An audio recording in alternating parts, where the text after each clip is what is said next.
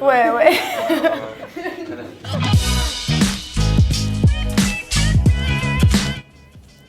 Agathe est indépendante, avisée et raffinée.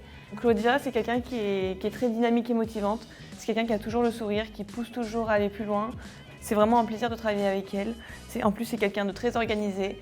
Et heureusement pour nous, parce que c'est très important dans une société d'être organisé, d'être au carré, et c'est ce qu'est Claudia.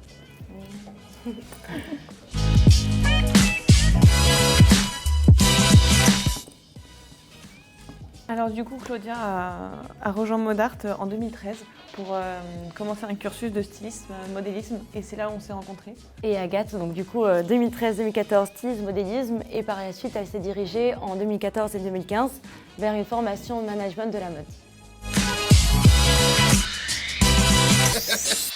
Les cours de dessin, donc en première année d'école de mode, le prof nous avait donné en exercice d'aller au musée du Louvre et de dessiner énormément de statues.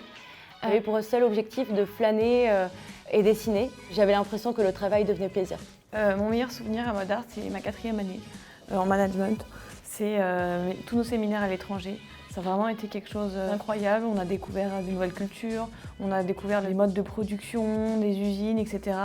Et vraiment, ça reste un de mes meilleurs souvenirs qui m'a enrichi autant personnellement que professionnellement.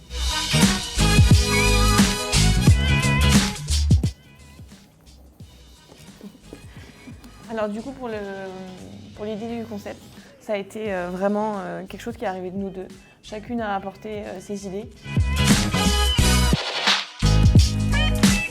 Claudia m'a proposé d'ouvrir une entreprise. Après, on a réfléchi sur la question de dans quel domaine, parce que bon, on a fait une école de mode, mais ça aurait pu être sur la femme, ça aurait pu être dans l'homme, ça aurait pu être du prêt-à-porter, et on a décidé de se diriger vers l'enfant. Parce que c'était un milieu qui nous affectionnait particulièrement, et en fait on avait déjà baigné dedans lors de notre cursus à Modart. On avait fait quelques stages dans la petite enfance. On a vraiment adoré ce milieu qui est assez qui est plein d'innocence, qui est vraiment plus poétique à nos yeux. Et donc du coup, on s'est vraiment dirigé vers ce domaine qu'on affectionnait beaucoup.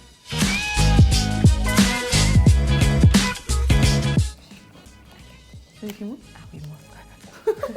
Alors du coup, pour le nom du concept, on a réfléchi pendant longtemps parce que forcément, on a toujours envie de choisir le bon nom. C'est hyper compliqué de ne pas se tromper. On a toujours peur que ça soit associé à quelque chose d'autre.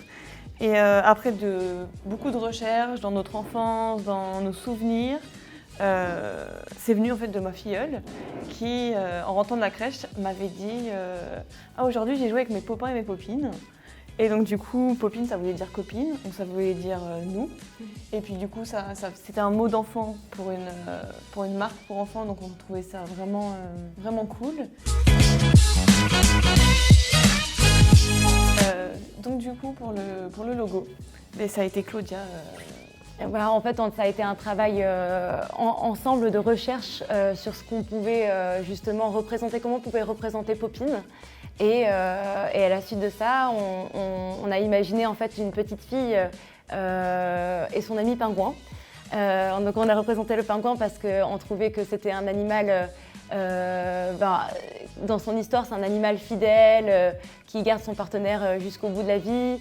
Et c'est un peu en fait notre philosophie. On est vraiment amis depuis notre première année à Modart. Et c'est une amitié qui continue et on avait envie de le retranscrire également à travers notre logo. Pour nous, ce qu'il ne faut surtout pas faire, c'est se précipiter. Il faut vraiment bien penser son projet en amont et ne pas avoir peur en fait, de le faire évoluer pour répondre au mieux à la demande de la clientèle.